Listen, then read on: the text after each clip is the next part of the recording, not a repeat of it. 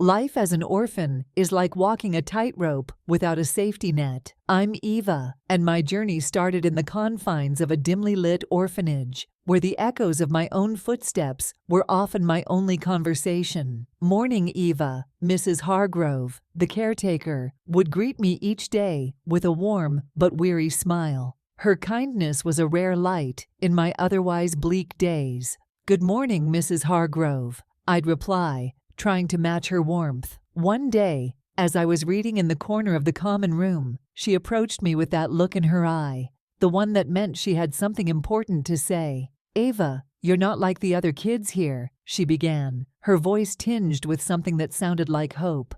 "You have a spark in you, a drive to learn. Have you ever thought about your future beyond these walls?" I looked up from my book, a bit startled. I don't know.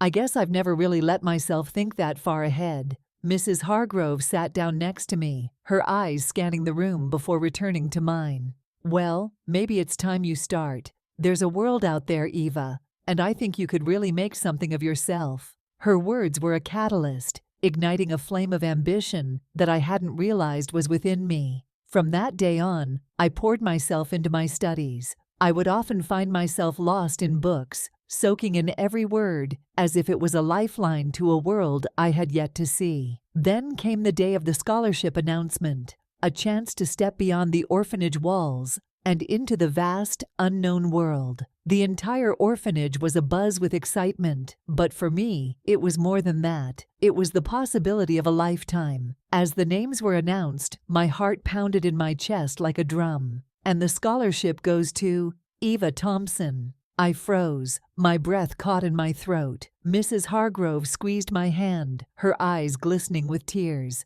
"You did it, Eva. I knew you would." I could barely whisper my thanks as I stood up, my legs shaky, but my resolve firm. This was more than a scholarship. It was my ticket to a new life, a new beginning. And as I looked back at the faces of the other orphans, I silently promised myself that I would make the most of this opportunity, not just for me, but for all of us who had ever dared to dream beyond the orphanage walls. With a heart full of ambition and a mind eager to explore, I stepped onto the vibrant campus of Prestige University, ready to embrace this unique opportunity that promised to shape my future. As I walked through the campus of my university, the sense of achievement was almost overwhelming. I, Eva, an orphan who had faced countless adversities, was now a full-ride scholarship student majoring in finance and media. The bustling campus, with its blend of ancient buildings and modern technology, was a far cry from the orphanage's quiet halls.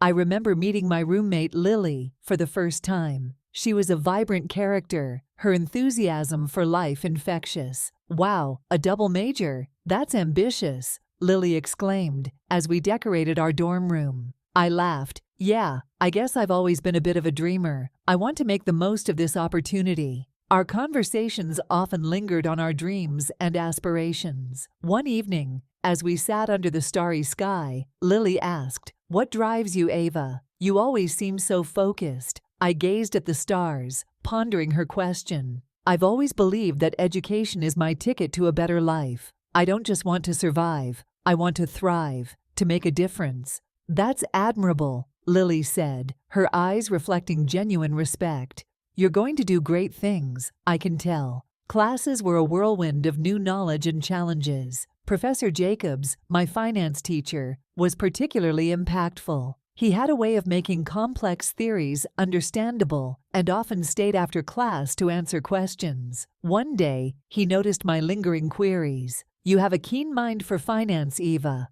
Ever considered a career in this field?" I nodded eagerly. "It's one of my majors. I see it as a way to understand the world's economic pulse." He smiled approvingly.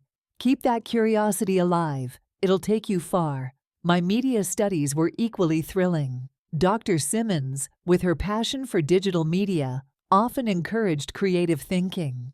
During a lecture, she said, "Remember, media isn't just about relaying information. It's about storytelling, impacting lives." I found myself deeply inspired by her words. After class, I approached her. "Dr. Simmons, I believe media can change perspectives. I want to combine it with finance to create something unique. She looked at me thoughtfully. That's a fascinating approach, Eva. Blending two worlds can lead to remarkable innovations. Life after graduation was supposed to be my grand entrance into the real world. I had plans, big plans, but as they say, life has a way of throwing curveballs, and mine came in the form of a global pandemic. COVID-19 hit, and just like that, the world was turned upside down. I remember the day everything changed. I was in my small apartment, scrolling through job listings, when my phone buzzed. It was a call from my best friend, Maya. "Hey Ava, have you seen the news?" Maya's voice was tinged with worry. "No, why? What's up?" I asked, pausing my search. "It's all over the news. They're saying there might be a lockdown because of the virus. Everything's about to change, Ava." A sense of dread settled in my stomach. Lockdown? But what about job interviews? My plans? I know it's crazy, but hey, you've always been the adaptable one. You'll figure something out.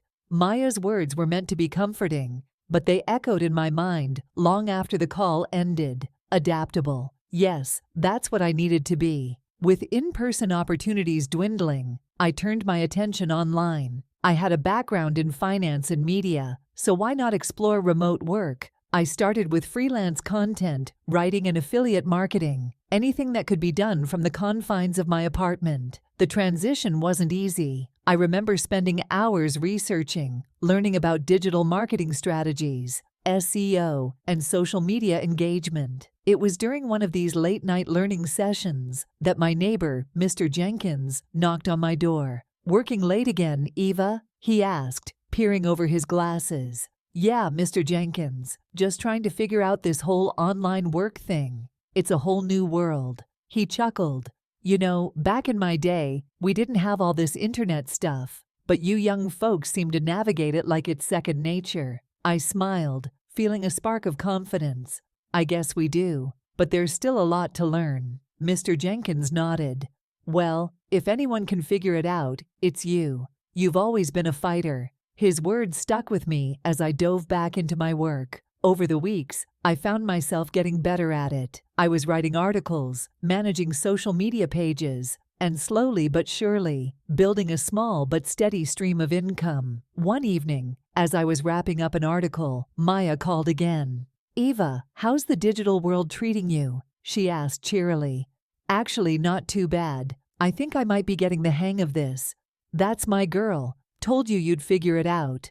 Her encouragement meant the world to me. "Thanks, Maya. It's still a bit scary, not knowing what's going to happen, but I'm making it work." "You always do. Just keep at it, and who knows, this might be the start of something big for you." As I ended the call, I couldn't help but feel a sense of pride. I was navigating uncharted waters, learning, growing, and adapting. The pandemic might have changed the world, but it also opened a new door for me, one filled with possibilities and hope. As I navigated the tumultuous waves of the pandemic and adapted my career to the digital world, I found solace in the unexpected twists and turns that life presented. It was during this period of personal and professional transformation that I met a man whose charm and spontaneity promised a new adventure in my whirlwind journey. In the midst of the pandemic, the world had shifted to a digital existence, and so had my quest for companionship. It was on a dating site, a modern-day Cupid's arrow, where I stumbled upon Nathan's profile. His smile was warm, even through the pixels, and his bio resonated with a sense of adventure and depth. I remember typing out that first message, my fingers hesitating over the keys. "Your love for hiking is impressive. Have you conquered any mountains lately?" It felt trivial, yet it broke the ice. His response came quickly, laced with humor and wit. "Well, given the current lockdown, the biggest mountain I've conquered is the pile of books beside my bed. Does that count?" Nathan replied. Our messages became our escape from the isolation that the pandemic imposed.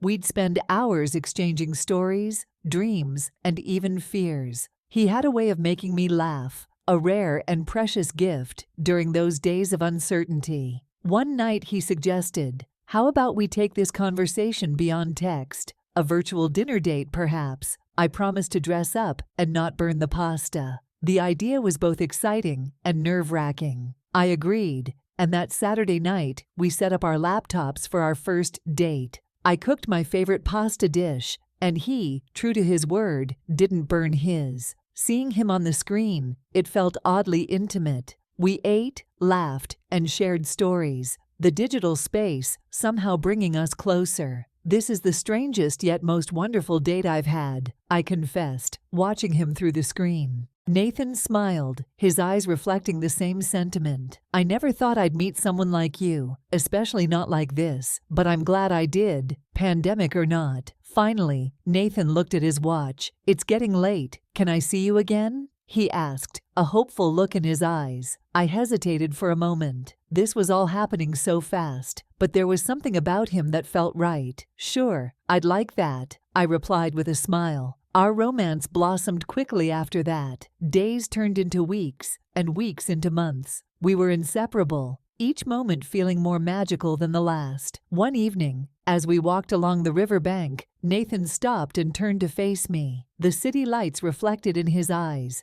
giving them an extra sparkle. "Eva, I know this might sound crazy, but I feel like you're the one. I've never been so sure about anything in my life," he said, his voice filled with emotion. I felt my heart race. It was crazy. We'd only known each other for 6 months, but in that moment, all my reservations faded away. "I feel the same way," I whispered. Without another word, Nathan got down on one knee and pulled out a small box from his pocket. "Eva, will you marry me?" My breath caught in my throat. This was it, the moment that would change everything. "Yes, Nathan, I will," I said, tears of joy in my eyes. We didn't realize how quickly we were moving. Everything felt like a fairy tale, and we were too caught up in our love to see the potential problems looming on the horizon. But for now, in our whirlwind of passion, everything seemed perfect. From the moment I married Nathan, I sensed a subtle shift in our dynamics. The early days of our marriage, which should have been filled with love and understanding, slowly morphed into a battleground of unspoken tensions and financial disparities. One evening, as I was excitedly sharing the day's success of my online business, the air between us felt unusually heavy. "Guess what, Nathan?" I began with a sparkle in my eyes. "My blog post went viral today. The ad revenue is unbelievable." Nathan, lounging on the sofa, glanced up from his phone with a half-hearted smile. "That's great, Eva," he murmured, his voice lacking genuine enthusiasm. I sat beside him, trying to gauge his expression. "Is everything okay? You don't seem very excited," he sighed, putting his phone down. "I am, Eva. It's just, I worry about this online thing.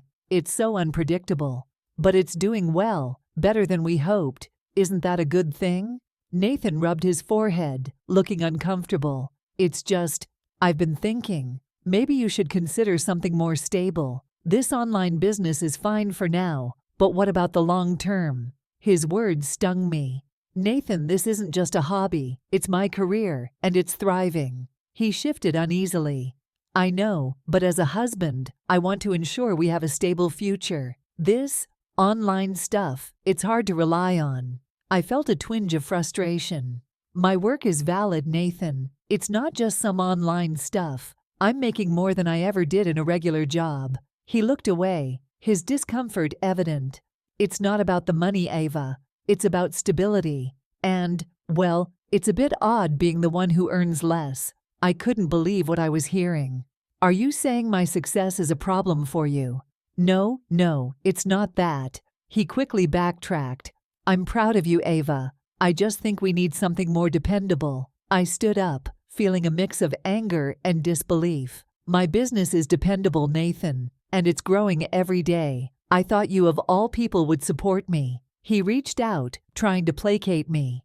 "Eva, please, I didn't mean to upset you. I'm just worried about us, about our future." But his words felt hollow. In that moment, I realized the gap that had grown between us, a gap widened by my growing independence and his insecurities. Nathan's inability to fully embrace my success was a crack in our marriage I hadn't anticipated. As I walked away to clear my head, I couldn't help but wonder, how did we get here? And more importantly, where do we go from here? The early days of our marriage, filled with love and optimism, soon began to reveal deeper undercurrents as my online business flourished. It wasn't long before the success I celebrated became the catalyst for tension and turmoil, unveiling a side of Nathan and his mother Martha that I had never anticipated. I could feel the tension in the air, thick and heavy, as I walked into our living room. Nathan was there, his eyes glued to the TV, a frown etched on his face. His mother, Martha, sat beside him, her expression mirroring his. I knew this was about my growing success, my online business that had started to take off. "Good evening," I said, trying to keep my voice light. Nathan barely glanced at me. "Evening," he muttered. Martha's eyes were sharper, more accusatory. "Ava, we need to talk about your little project," she began, her tone dripping with disdain. I braced myself. "My business, you mean? It's going quite well, actually." Nathan snorted. "It's just a phase, Eva. Don't get too excited." I felt a spark of anger, but managed to keep calm. "It's not a phase, Nathan. I'm making real progress." Martha scoffed. "It's not a real job. You're just playing on the internet. It's time you considered something more appropriate." I was taken aback. "Appropriate? Martha, I'm contributing to our finances more than ever." Nathan finally turned to face me. "It's not about the money, Ava. It's about having a respectable position, something stable." I couldn't believe what I was hearing. "Stable? I've worked incredibly hard to get where I am. This is a legitimate business."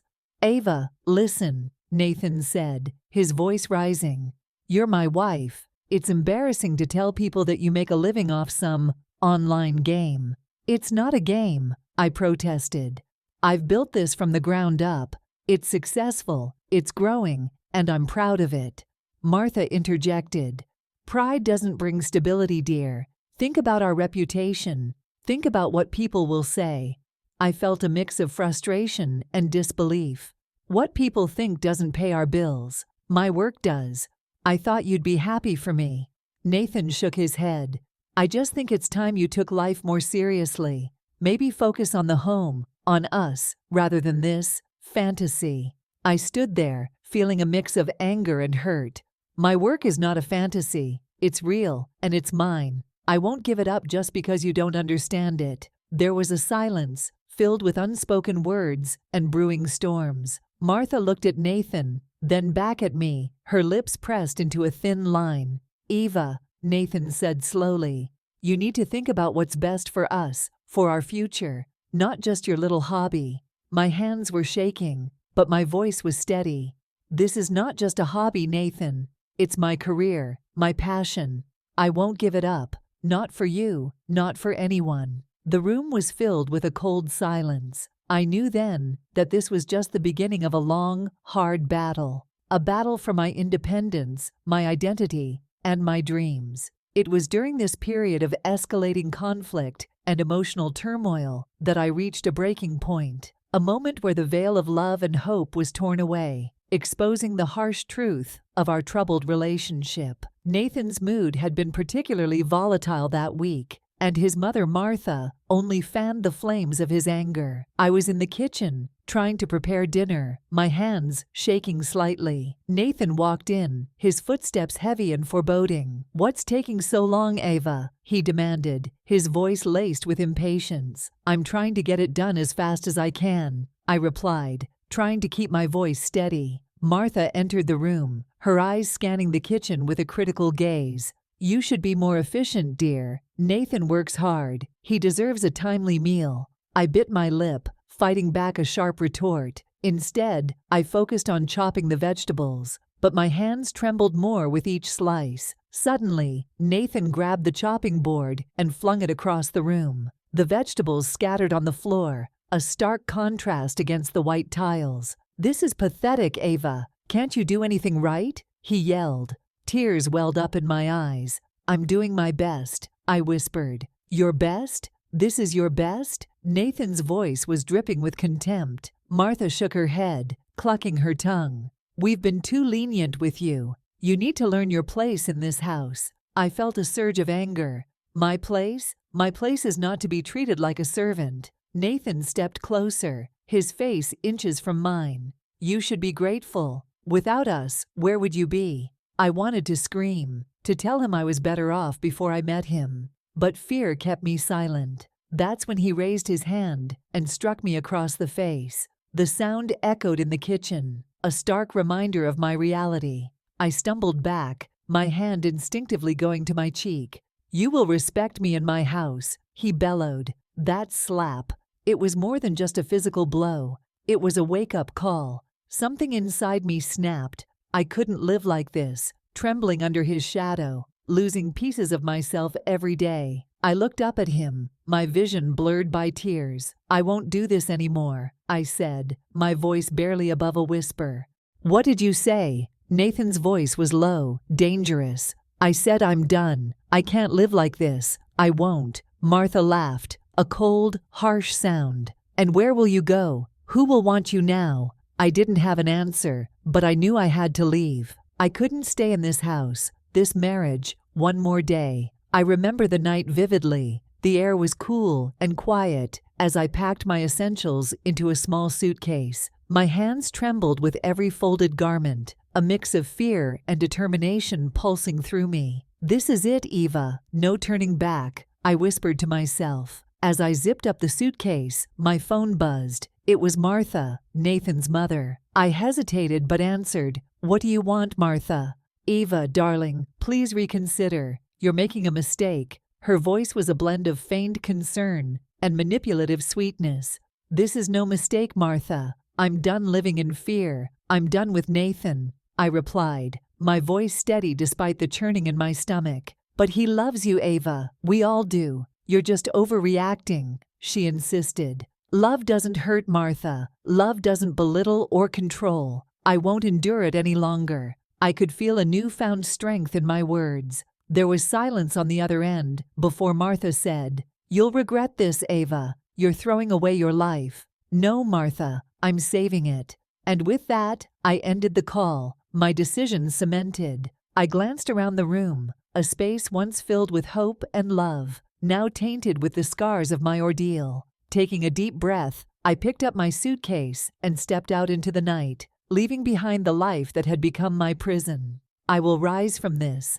I promised myself as I drifted into a restless sleep. "I will reclaim my strength and independence." The decision to move to a small, remote town was made with a heavy heart, but it was necessary for my peace of mind. This quaint place, far removed from the chaos of my past, seemed like the perfect refuge. Little did I know that my actions would set the stage for an unexpected turn of events. One evening, as I sat in my new, modest home, I received a call from Maya, my friend, who had been renting her house to Nathan and his mother, Martha. "Eva, I've had enough of their nonsense." Maya's voice was firm and resolute over the phone. "They've been terrible tenants, and after hearing about everything you've been through, I've made a decision." "What are you going to do?" I asked, a mix of curiosity and concern in my voice. "I'm evicting them. They've missed payments, and frankly, I don't want them in my property any longer. It's time they faced some consequences for their actions." The news left me stunned. "Maya, are you sure? This could escalate things." "I'm sure," she replied. "It's not just about the money. It's about standing up to people who think they can walk all over others. They need to learn that actions have consequences." A few days later, Maya followed through with her decision. Nathan and Martha were served an eviction notice. The fallout was immediate. Nathan called me, his voice laced with anger and disbelief. "Eva, how could you do this to us? We have nowhere to go." "Nathan, I didn't do anything. Maya made her decision based on your actions," I responded, my voice calm yet firm. "This is your revenge, isn't it? You're enjoying this," he accused, his voice rising with each word. "No, Nathan, this is not revenge. It's the result of your choices. I've moved on, and it's time you do the same." After ending the call, I sat back, a sense of bittersweet justice filling me. For so long, I had felt like a victim, powerless in the face of their control and manipulation. But now, as they faced the consequences of their actions, I realized that I had reclaimed my power, not through revenge, but through resilience and moving forward with my life. In that small town, amidst its quiet streets and simple life, I found not just refuge, but a strength I never knew I had. It was here that I began to rewrite my story, one where I was no longer a victim, but a survivor, a woman who had faced her darkest days and emerged stronger. As Nathan and Martha grappled with the repercussions of their actions, finding themselves without a home and financial stability, I realized the significance of moving forward and building a life free from their influence. This newfound clarity and determination paved the way for the final chapter of my journey, where I embraced my freedom and began to lay the foundations for a future defined by my choices, my dreams, and my independence. Sitting across from my lawyer in the small, sunlit room, I felt a mixture of relief and anticipation. The final papers for my divorce from Nathan lay on the table, a symbolic end to a chapter of my life that had tested me in ways I never imagined.